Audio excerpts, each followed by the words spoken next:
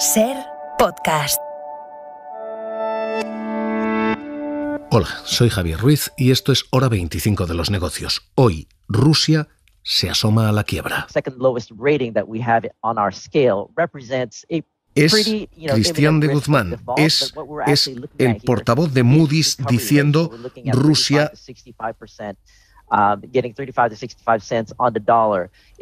Rusia tiene una deuda que puede no valer nada. Un problema ahora mismo monstruoso a nivel internacional.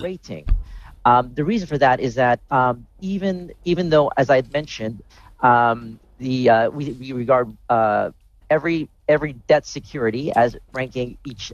Todas las deudas de Rusia ahora mismo pueden ser consideradas deudas fallidas, porque Rusia no tiene dinero para pagar los intereses que deude, los intereses en dólares. We do understand that some Eurobonds do have the option to be paid. Esto es lo que está ocurriendo. La situación es la siguiente. Rusia tiene que pagar mañana los intereses de 2 bonos. Son en total 117 millones de dólares. No es una cantidad de dinero excesiva en términos de país. 117 millones, de hecho, es palomitas en términos soberanos, pero tiene que pagarlos en dólares.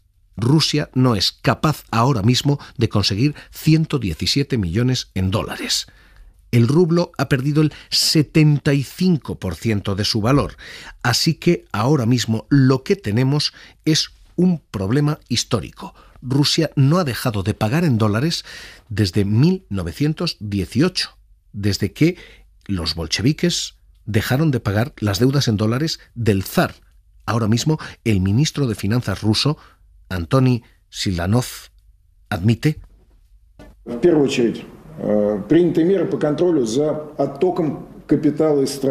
que se han adoptado medidas para el control de capitales, pero que no va a poder pagar la deuda pública. Y dice literalmente, vamos a pagar nuestras obligaciones externas en rublos.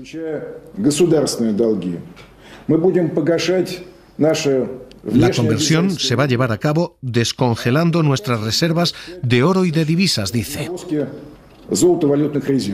Lo cierto es que eso no se puede hacer, así que Rusia ahora mismo no puede pagar sus deudas en dólares. Esto, en estos momentos, puede significar definitivamente la quiebra del país. Griselda Pastor, a todo esto hay que sumar una medida más, y es que hoy, además de no tener acceso a ese capital, a esos dólares, Rusia se enfrenta a un nuevo paquete de sanciones, ¿no? ¿Qué tal? Muy buenas noches. Buenas noches. Hay acuerdos sin unanimidad porque Polonia y Hungría se oponen al proyecto, pero su voto esta vez no es imprescindible para avanzar, o sea que el resto ha confirmado los 6 sectores en los que se va a aplicar esa tasa carbono o tarifa especial para compensar los costes que en Europa tienen los productores que cumplen con las normas medioambientales. Un impuesto que afectará a la industria del hierro, del aluminio y del acero y a las que producen fertilizantes, cemento y electricidad. Un gesto más, en plena guerra de Ucrania, de la voluntad de reforzar la producción europea en esa nueva marcha hacia la autogestión, porque esta nueva tarifa arancelaria, aunque no se le llame así, pretende forzar la relocalización de mucha industria en estos 6 sectores si no consigue que los países en los que se han instalado algunos productores europeos respeten, como quieren hacer los 27, las normas para reducir la contaminación. Así que ahora mismo tenemos a Rusia al borde de la quiebra. Es cuestión de horas el quitar esa expresión, al borde de. En cuestión de horas, Rusia va a estar en quiebra. Tenemos a la Comisión Europea, a la Unión Europea, tenemos a Estados Unidos y al resto del panorama internacional imponiendo nuevas sanciones a Rusia. Y tenemos un problema monstruoso, porque cada vez que hay una situación de quiebra soberana, lo hemos visto recientemente en Argentina, lo que ocurre inmediatamente después es que se abren 30 días de negociación. Cuando alguien no puede pagar, lo que los organismos internacionales, el Fondo Monetario, el Banco Mundial, la OCDE hacen es abrir 30 días de gracia y empiezan a negociarse a partir de ahí esas deudas. ¿Cuál es el problema? ahora mismo nadie quiere y nadie está dispuesto a renegociar con Rusia, porque nadie quiere y nadie está dispuesto a comprar activos rusos. Así que Kristalina Georgieva, Fondo Monetario Internacional, dice literalmente: No longer we think of Russian default as improbable event. La quiebra de Rusia ya no es improbable y que no puede tocar, no puede acceder a sus dólares. Así que lo que tenemos es un problema que puede provocar un efecto dominó. Lectura de qué significa esto, lectura de qué alcance puede tener esto. Federico Steinberg, investigador principal del Real Instituto Elcano. ¿Qué tal? Muy buenas noches. Hola, buenas noches. ¿Qué significa la quiebra de Rusia? ¿Estamos en quiebra? Bueno, Rusia va a ser incapaz de servir el pago de los intereses de una cantidad importante de bonos emitidos, porque básicamente Rusia, hasta antes de la invasión de Ucrania, era un país fiable, que pagaba sus deudas, que tenía bajo déficit público, baja deuda pública, y que por lo tanto los inversores le prestaban, y ahora, pues como no tiene acceso a sus, divisas, ha dicho que puede repagar en rublos, pero esto exactamente no sirve porque sería un default indirecto, porque el rublo se ha depreciado mucho, y sí, podríamos estar, por lo tanto, ante un episodio de default de mercado emergente. La pregunta es si habrá contagio o no hacia otros países. ¿Qué implica la quiebra? De momento, para empezar, ¿qué significa que Rusia esté en quiebra? Bueno, significa que no es capaz o no tiene predisposición, porque siempre hacer un impago de deuda es una decisión política, de servir los compromisos que ha adquirido previamente con inversores internacionales que le han prestado dinero. Esto no es la primera ni la última vez que ocurre en la historia, tiene una serie de consecuencias. La más inmediata es que no te vuelven a prestar, evidentemente, pero es que en este momento de aislamiento de la economía rusa, pues ese debe ser uno de los temas que menos le preocupe a Rusia. Otra cuestión es, históricamente, cuáles han sido las implicaciones internacionales, porque en este momento parece bastante claro que hay poco contagio, digamos, que esto está muy claro por qué sucede y que está más circunscrito a lo que son los bonos rusos, sobre todo en mercados, digamos, de renta fija, de bonos, no de acciones, sino de en las carteras en donde uno pues tiene pues sus planes de pensiones, por ejemplo, donde tiene una cantidad de renta fija, letras del tesoro españolas, alemanas y también rusas, y ahora la parte rusa pues no te la van a pagar. Y esto, en esos términos, en términos de impacto global, ¿esto qué implica? ¿Hay posibilidad, como vimos en el 98, de que haya un contagio, un efecto dominó, o esto acaba aquí? Yo creo que hay mucha menos posibilidad. Aquel default del 98, recordemos que fue muy de la mano del default asiático del 97, de la crisis del tequila mexicano en el 94, y por lo tanto estamos hablando de una época donde se conocían menos, digamos, las diferencias entre distintos mercados emergentes, se les ponía a todos en el mismo paquete. Ahora los inversores discriminan mejor, y además es que esto es un caso muy claro de algo muy concreto que le ha pasado a Rusia, y que además no es tanto que no pueda pagar, sino que no puede pagar por las sanciones que le hemos impuesto y le hemos congelado las reservas en divisas. Por lo tanto, yo tiendo a pensar que el impacto, en otros mercados va a ser limitado. Hay otra clave en todo esto, y es si estas sanciones y si esta quiebra rusa puede significar que la guerra sea demasiado cara para Rusia, que esto pueda terminar con la guerra más rápido que tarde.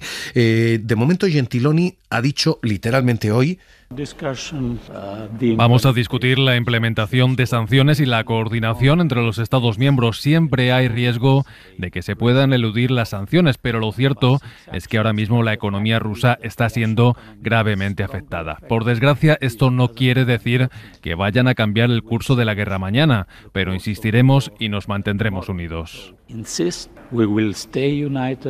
¿Esta quiebra significa, estas sanciones significan que la guerra es demasiado cara, que puede terminar antes? Yo creo que no. Primero, los bonos que van a vencer mañana son una cantidad pequeña en el conjunto de la deuda emitida por Rusia. Y en segundo lugar, yo creo que no debemos hacernos, digamos, trampas al solitario desde Occidente. Yo creo que Putin ha dejado claro que está dispuesto a sufrir un empobrecimiento sustancial para conseguir ganar el territorio ucraniano al completo, o al menos gran parte, y que no se va a detener por ello. Las sanciones más bien son importantes porque muestran que lo que está haciendo Rusia no es gratis y además pueden tomar buena nota otros países, porque la vez anterior, cuando se produjo la invasión de Crimea, pues efectivamente las sanciones fueron muy pequeñas y por lo tanto el mensaje que se mandó a Putin es, bueno, esto lo puedes hacer y nosotros no vamos a reaccionar de una manera muy sólida. Pero no creo que vaya a parar la invasión, ni mucho menos. Vista la factura allí, visto el impacto y el posible contagio fuera de allí, y visto si esto frena o no la guerra, hay otra cuestión, y hoy el Fondo Monetario advierte sobre ella. Lo había hecho ya el Banco Central, lo había hecho el propio gobierno español. Este conflicto y las sanciones que derivan de él van a tener, sin duda alguna, un impacto económico en nuestro país y en la Unión Europea. Advirtiendo del coste que esto iba a tener, lo decía Lagarde también. La guerra entre Rusia y Ucrania tendrá un impacto directo en la actividad económica y en la inflación a través del aumento de los precios de la energía y de las materias primas. Hoy el Fondo Monetario dice literalmente que esto cambia el paradigma, cambia la situación y cambia lo que de aquí en adelante vamos a vivir. Jordi Fábrega, ¿qué tal? Muy buenas noches. Buenas noches. Jordi, el Fondo Monetario dice que esto es un cambio profundo en el sistema económico global, ¿no? Sí, el Fondo Monetario dice textualmente que la guerra puede alterar el sistema económico y geopolítico mundial y señala que habrá cambios en el mercado energético, en las cadenas de suministro y avisa incluso de una fragmentación de las redes de pago. Sus autores alertan además del riesgo de fragmentación económica para entendernos, que haya un mundo menos globalizado, un mundo con varios polos económicos no interconectados entre sí. Sostienen que las consecuencias de la guerra serán a todos los niveles y para todo el mundo, las más inmediatas en forma de subida del precio de la energía y de los alimentos, ruptura de las relaciones comerciales y mayor incertidumbre. Además, en el caso de Europa, apuntan a que la guerra reducirá la recuperación económica y temen para África y para Oriente Medio conflictos sociales derivados del encarecimiento de los alimentos, ya que estas zonas importan mucho alimento de Ucrania y de Rusia. Esto, unido a la poca capacidad de algunos gobiernos de la zona para ayudar a los más afectados, puede derivar en estos conflictos, avisa el fondo. Federico Steinberg, ¿qué significa esto? ¿Qué significa ese cambio de paradigma?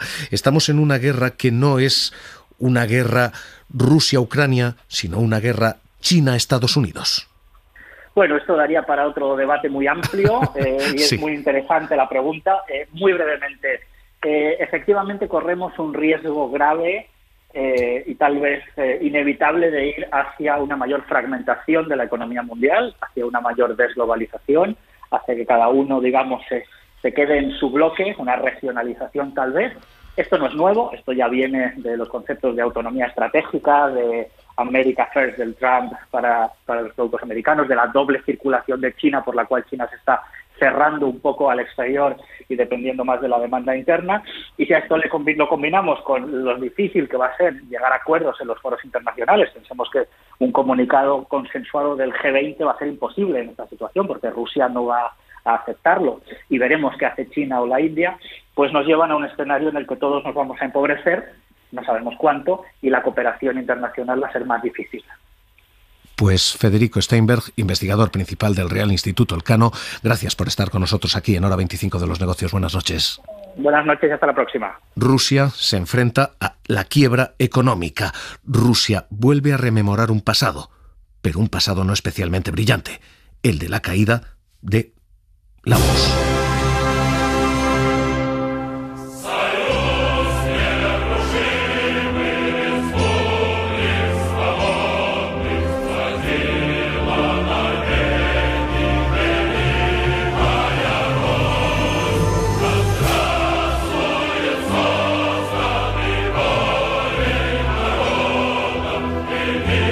Rusia vuelve a asomarse al abismo económico, el que vivieron Gorbachev, Yeltsin después. Rusia en quiebra. Hora 25 de los negocios. Seguimos.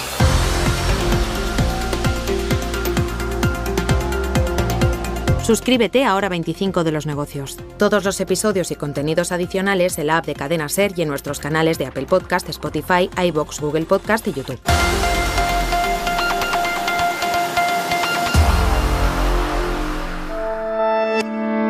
Cadena SER. La radio.